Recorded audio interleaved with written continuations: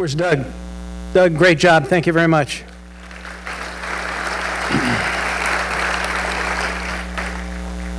So we got a lot of speakers, and this celebration of life is going to go a little bit longer than 1 hour. We're going to try to bring it in under 2 hours. The family chose a number of speakers to speak, and I know every one of them. And they've all been asked to speak for less than 3 minutes. And my guess is and they put me up here with, I've got a air horn underneath that chair. I've got a bell, and I've got a gavel. And I can pretty much guarantee that every one of them is going to go over 3 minutes. But we'll try to do our best. After the service, there's a kitchen. Isn't this a beautiful building? Kevin Richardson. Kevin Richardson was able to get us in here without much of a deposit. So everybody please be careful and help clean up when we're done. But when we're done, I think we can go out this door here and make a right. And the second door, I believe it is on the left, is a area that has tables and chairs and food and drink, and we can socialize after the service today. So that's kind of the agenda that's going to go on. And I have one correction. I have the second speaker today is Chad Easthouse. So if you're thinking that Randy looks a little bit younger than what you might have remembered him, it's Chad. And the speakers, if you could, this is the order, with the exception of what I just told us that we're going to have a exception. Please try to make your way up here as promptly as possible. Now, some of these people that are asked to speak might be dozing off. And that's exactly why I have Mr. Stokes leading off.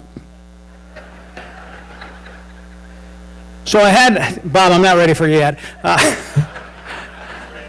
I had lunch with Tim Miller yesterday, and Tim says, are you going to introduce everybody? Go ahead, come on, Bob.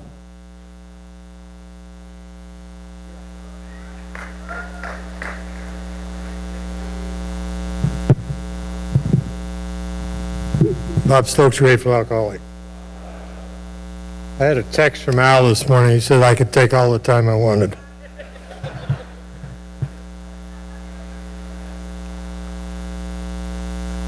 I thought I better write this down because, especially after watching this video, it's hard. Today we've all come together to celebrate the life of our dear friend Al Easthouse. Al was not only my sponsor, but he was my best friend. Al was always there for me, not only in good times, but in dark times as well. One of the things I loved about him was when I would ask him a question, he would invariably answer with a question. He wanted me to dig deep into myself to find my own answer. He never told me I had to do something, but instead he would throw out suggestions that it would again force me to look within myself for my answers. For the last 4 or 5 years, I would call him every morning just to see how he was. Sometimes he would say he was okay, and that was the end of the conversation. But most of the time, he was in a very talkative mood, and the conversation, one-sided of course, went on, and I loved every moment of it.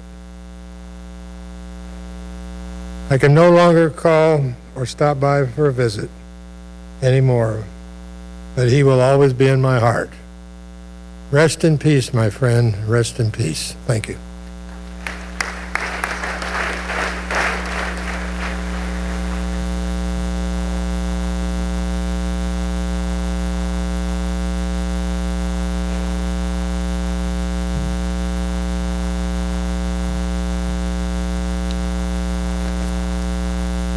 So I didn't know about the 3-minute rule, so I just wrote this this morning, so forgive me if it goes a bit too long. As many of you saw in what we just watched, I believe my grandfather was a great philosopher. I've always considered him a great philosopher. Majoring in philosophy myself, I could picture him wearing a toga and espousing spectacular truths around ancient Greece. As Socrates said, an unexamined life is a life not worth living. My grandpa was the incarnation of examination.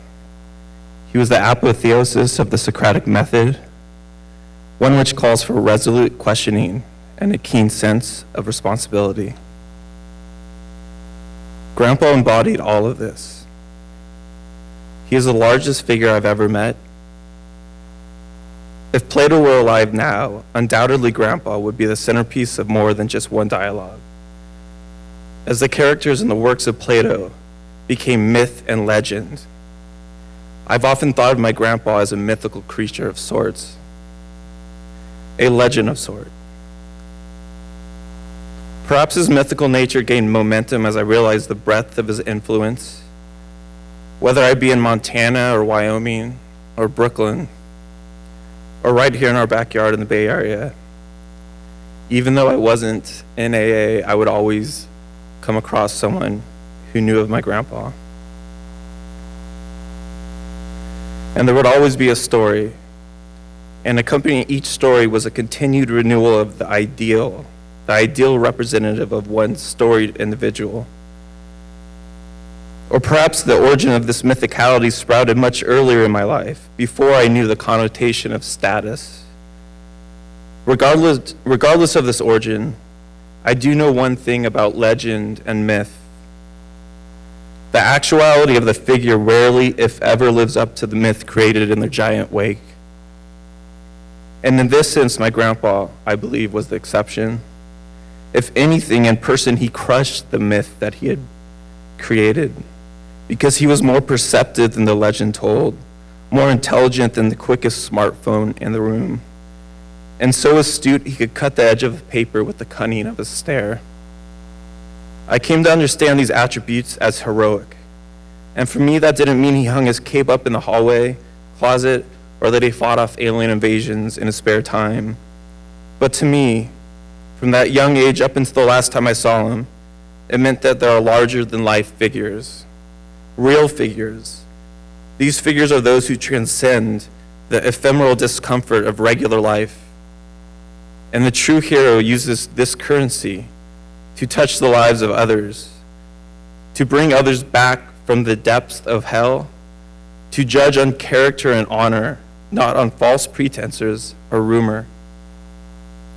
And then there are recollections, memories of Christmases sitting Indian style on the carpet, head tilted upward in anticipation, awaiting the subsequent cascade of an endless array of gifts, gifts much deeper than the shine of the wrapping paper or the content that lay beneath, gifts only a grandfather could bestow upon his grandson.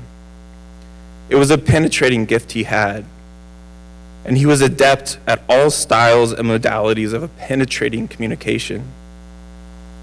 Whether it be the subtle, slow rise of the eyebrow and the tilt of the head, or stories recalling hitchhiking for the Midwest out to LA, to selling cookware in the Sierra Nevadas, to spending restless teenage summer nights in the Dakotas, or to working at the mill in Reno, he had a way about him, a once-in-a-generation type of way, a way to make anyone feel his infinite field of compassion, a way to share his inner laughter, a laughter full of irony, wit, and the most profound understanding of how the world was put together. To me, he was a grand narrator of sorts, a man who could tell you the origins of space and time if he thought you could handle it, a man who could bend space and time if he thought you could handle it. And that was his way, or the way about him, about which he worked. And recollections of this way, he was one of the few people I could find who would argue with me just about anything. He would play the devil's advocate just a bit better than I. He would called me out on my grammatical mishaps. I remember arguing with him for an entire night over the placement of a comma.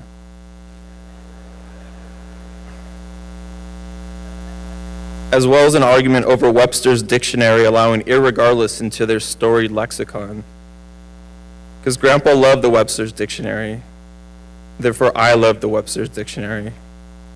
My soul grew old with him over the years, whether it be playing a game of chess or an endless string of cribbage, eating with him on Monday nights as often as I could, or watching the Giants clinch at Cincinnati, again at St. Louis, and winning it all at Detroit less than a year ago. And again, my soul grew old with all of this, and I have to believe that while I was responsible for my impropriety outside of his house, outside of his presence, and ignoring his influence, that on the flip side of this coin, he was so responsible for the person I am now, and the person I will be tomorrow, and the person I will be the tomorrow after that. He will continue to guide me through tough times. He will continue to remind me to laugh at the world, as it will only give you strength to endure the laughter that it always throws back. He loved me without condition, and he will continue to do so, and he will do the same, or as I will do the same. I will try my hardest to utilize the wisdom he imparted and to put it to great use.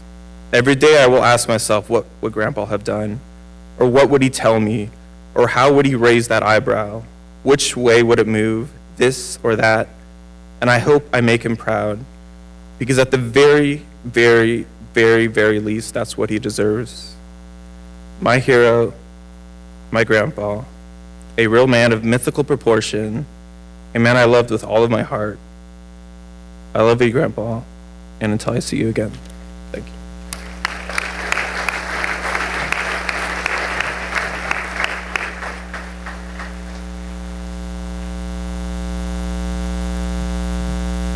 Well, Randy, if you're going to take so long to get up here, I could steal 2 minutes here.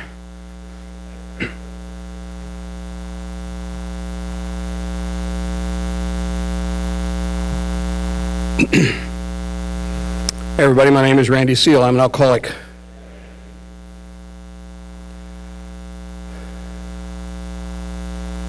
My sobriety date is April 12th, 1982.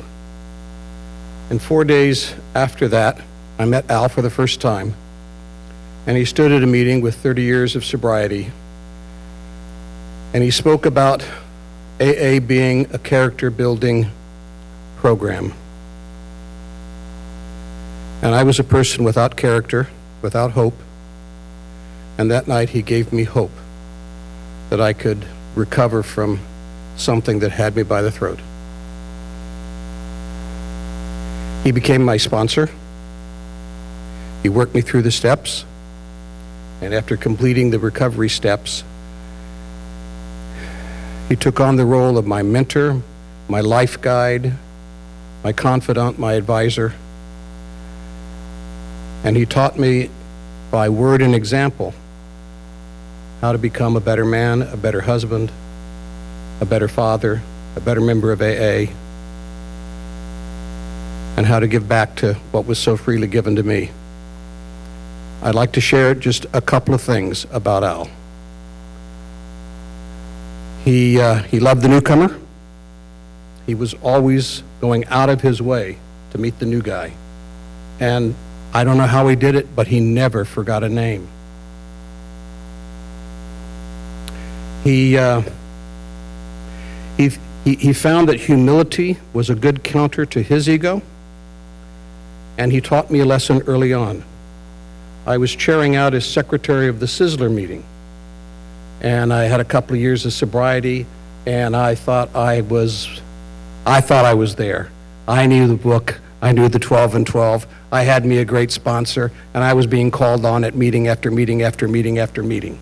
I even thought someday I would succeed Joe as president of AA. And I chaired out of that meeting, and I called on Al to close the meeting, and he passed. And I was humiliated. After the meeting, I went up to him and I said, Al, how come you passed? And he looked at me with that twinkle. And he said, "It does wonders for one's humility." Then he paused for a second, and he said, "You ought to try it sometime."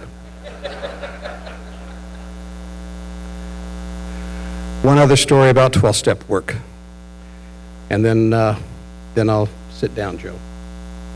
I was at a think tank meeting Saturday morning at the club, and Al was chairing the meeting, and he was speaking about 12-step work. And he wanted to know how many guys out in the audience were members of the club. They were there partaking of the meeting and the hall and the fellowship and the room, but how many people were paying the freight? And then he said, "And you guys that are too busy, you guys that have, reestablished your career and you're making some money and you're busy and you don't have time to sponsor people and you don't have time to do this or that." He says, "You can do silent 12-step work. Become a member of the club so that somebody else has a place to go." And I was sitting next to Matt N, and Matt looked at me and I looked at him, and we both thought that Al was talking about us. And we got up that day and became members of the club. I only share that because it shows that Al was always thinking about what he could do for the guy who was coming in the door and needed a helping hand, a pat on the back, a love, and a word of encouragement that it would be okay. I miss him terribly. He was a great part of 31 years of my life. God bless him, and God bless Ambrose for giving him that piece of paper.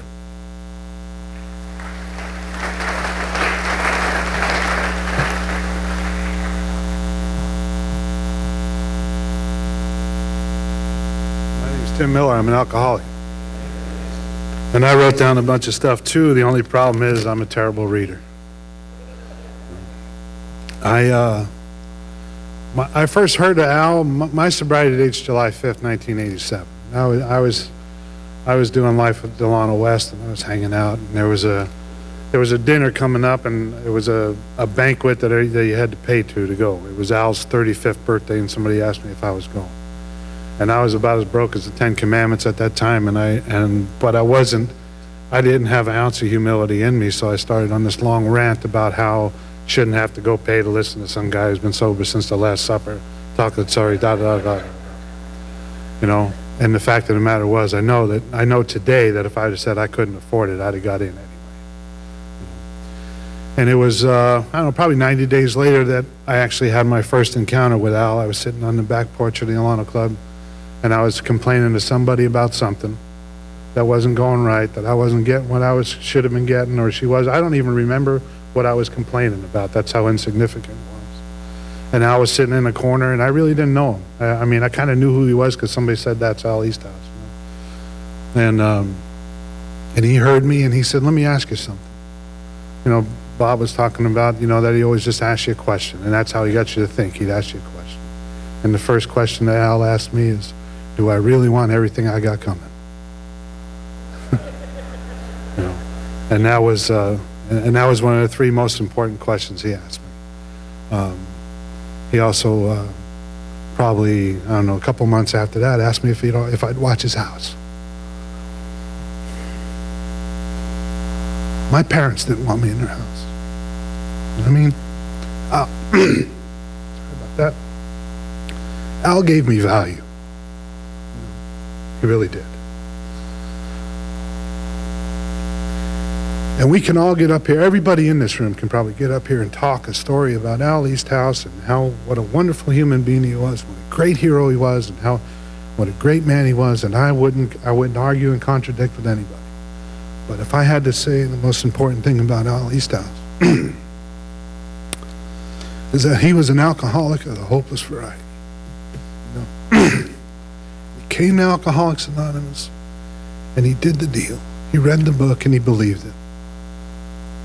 And he put the principles laid down in Alcoholics Anonymous at work in his life, the life of his family, and he's helped thousands. There's no way, there's no way to calculate how many lives he's touched. No, it's impossible. You know, I just hope that, you know, if he gets to walk past the mirror in heaven, that the reflection he sees is the impact that he's had on all of us. Thanks a lot.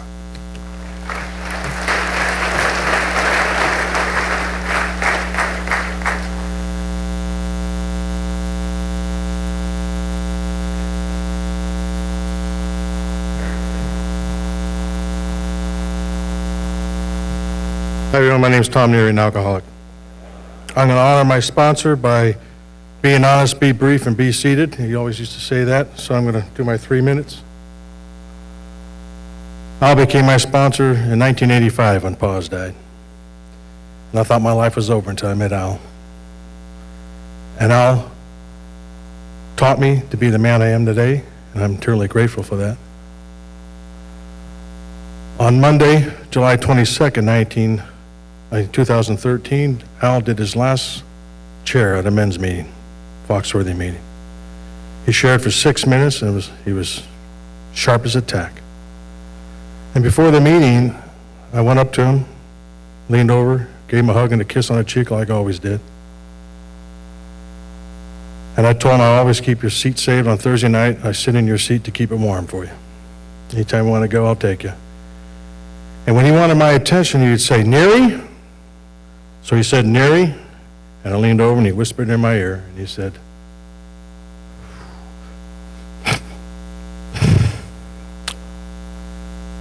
I'm not going to be around that much longer, so I need you to do me a favor.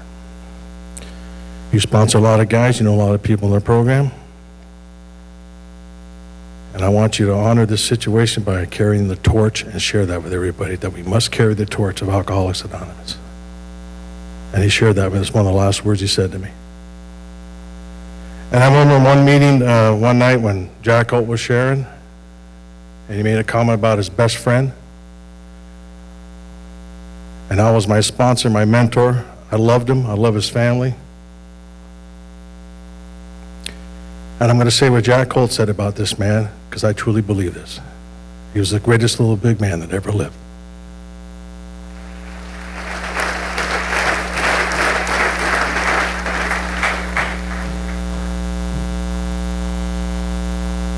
My name is Fernando. I'm an alcoholic, and my sobriety date is March 15th, 2007.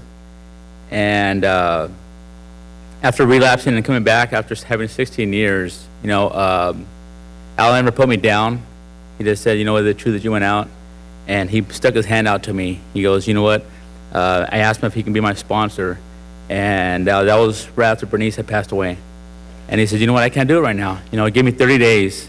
And let me get my stuff together. And you know what? After those 30 days, my life has taken off. You know, I'm a better man. Randy was saying I'm a better man, a better husband, a better AA member. You know what? All around, I had to learn how to practice these principles in all my affairs. You know, he always talked about staying in the herd. Stay in the herd. And I didn't know what that meant. And today I know what that means. Thank you.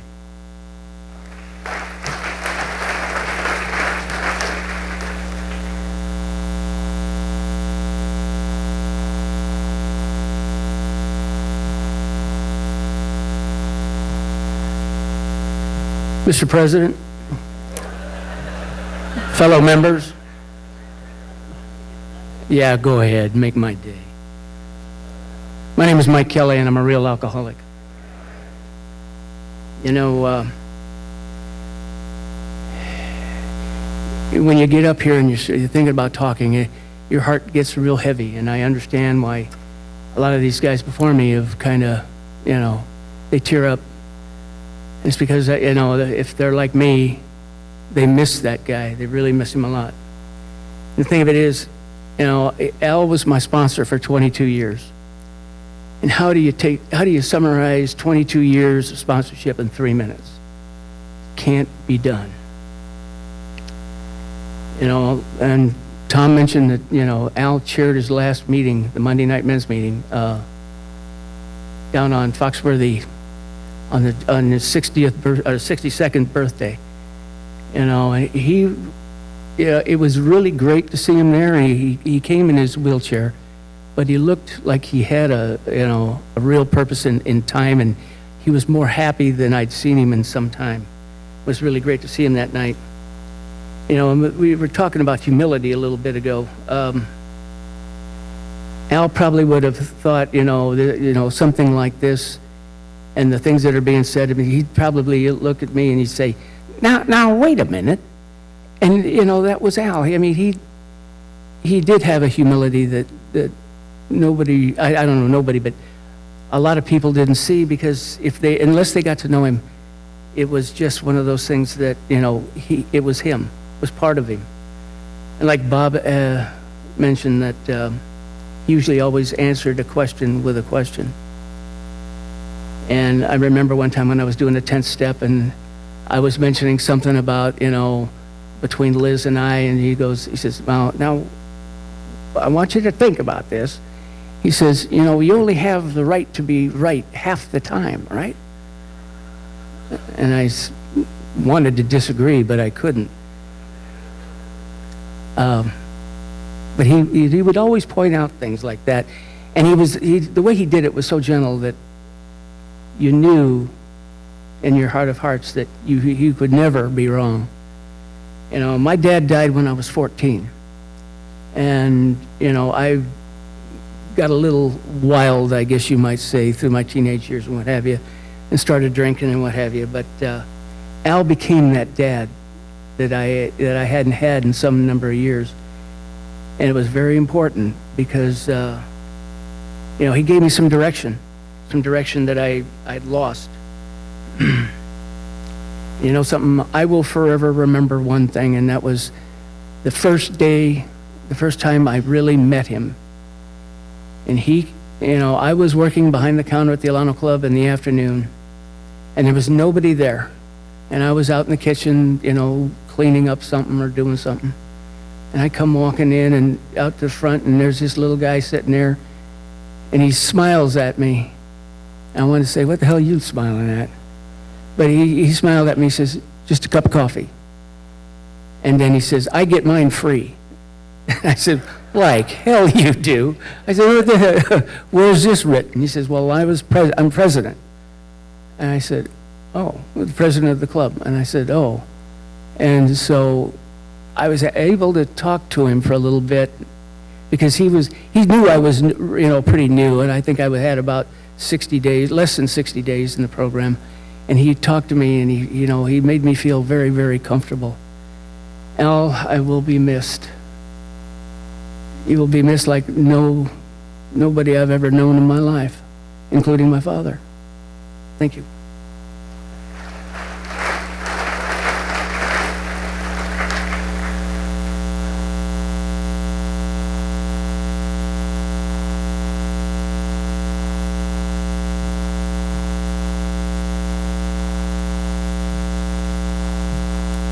Hi, everybody. I'm Pat Gallagher. I'm an alcoholic.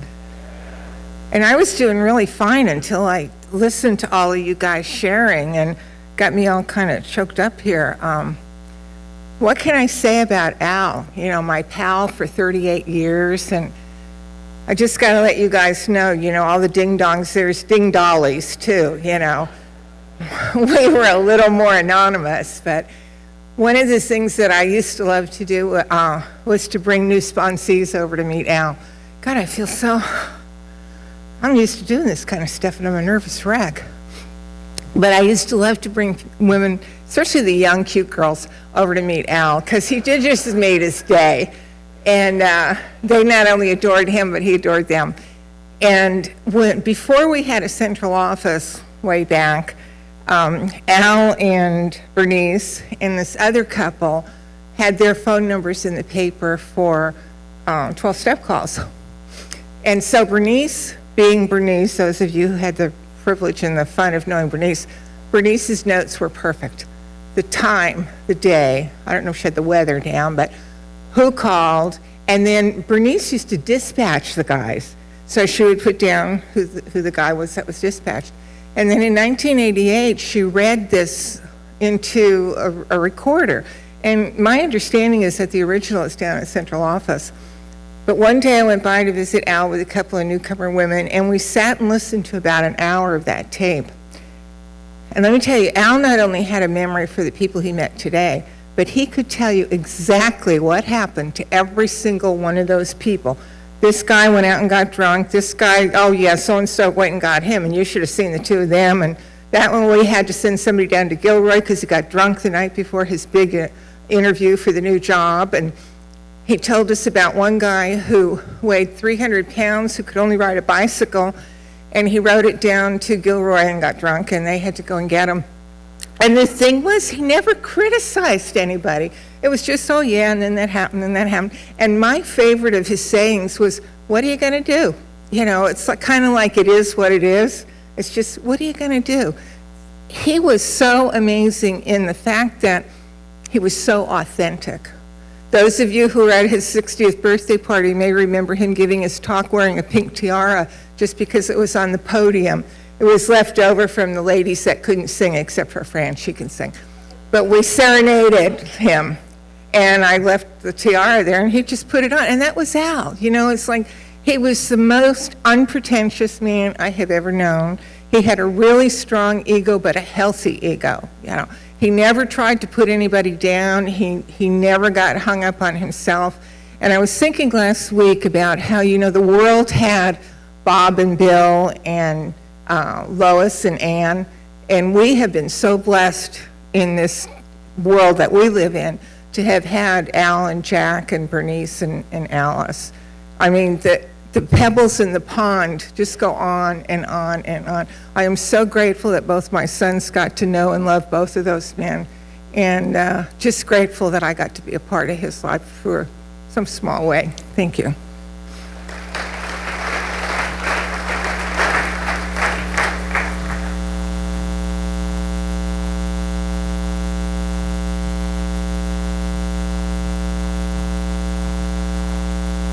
I'm Bill Stanton, an alcoholic. I kind of had my emotions all together until they showed that film. There are several of us in the room today that are part of the Easthouse Holt legacy. And so, for those of you who share that with me, I'm sure that that film did the same thing for you. Al was a lot of things to an awful lot of people, obviously. And to some of us, he was known as Speed Bump. I remember on the afternoon of a return from a Silomar from the men's retreat, and Mike Kirk and I swung by the hospital to see Al, and I mean to tell you, you've never seen such black and blue in all your life. But as I think about how much Al is to so many of you, I'm really mindful of how much must be on your hearts right now. And I guess I would hope that in somehow, some way, that the remarks that are made that you've heard already and that you're likely to hear in the next half hour or so somehow gives voice to your hearts. But those of us that have been given the opportunity to say a couple of things somehow, some way have been a reflection of your love for Al and your respect for Al. I find it really difficult to not have my mind go wandering off in 1,000 different places over the years. My sobriety date, by the way, is October the 31st of 1974. And even at 38 years, I mean, it seems like in this room, if you're not on the sunny side of 40, you're a newcomer, you know? Anyhow, if I could be so bold as to think for a moment that I could speak for Al, what he would be thinking is that I love you all. No conditions, but he might not give voice to that. He might just give you some kind of special hand sign language. Thanks a lot.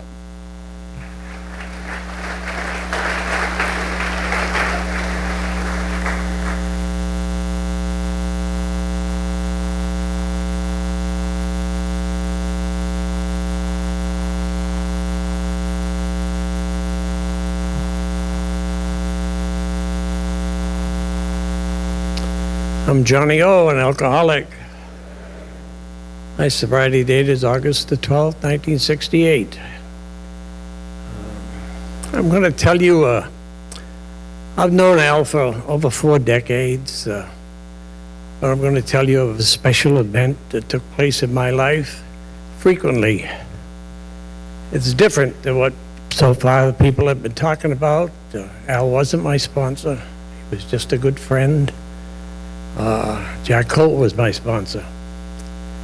But my wife has a beauty shop in our home. And 2 of the customers were Bernice and Alice. That's Jack Holt's wife and Al's wife. And they used to meet there every Friday morning. It was the great event I had every Friday, because Al used to come with Bernice and Jack used to come with Alice. And Al sometimes would just leave Bernice and go to the Alano West, and sometimes Jack did the same. But there were almost on a 50% basis, Al fell in love with my little dog. And my little dog was a little Jack Russell Terrier that loved Al.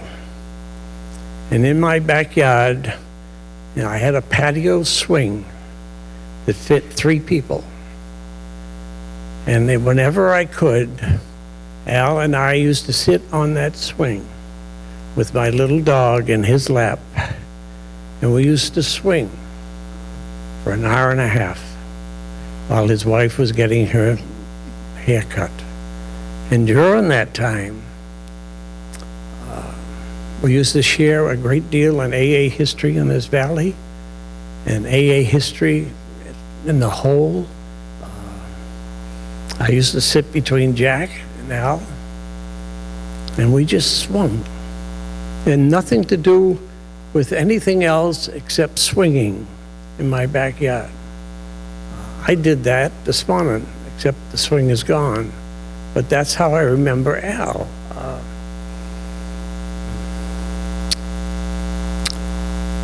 My little dog, his name was Molly, was so happy when Al came into the beauty shop that she'd wag her tail and try and draw him towards the swing almost every Friday morning.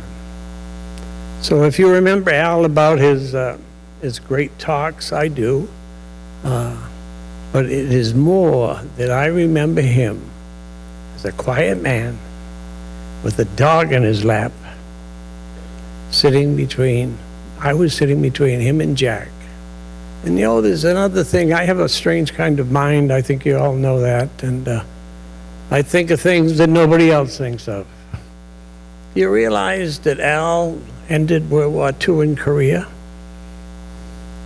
Do you realize that Jack ended World War II in Tokyo Bay on the destroyer? And they were only about 300 miles apart in 1945? I wonder if the good Lord was kind of getting them together in a different way. Just 300 miles apart. And yet they were almost 10 years apart before they got to know each other. They were both World War II veterans who served their country well and who have served Alcoholics Anonymous very well. Thank you.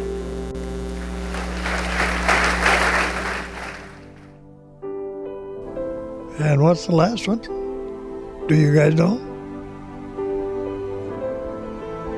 Unconditional love.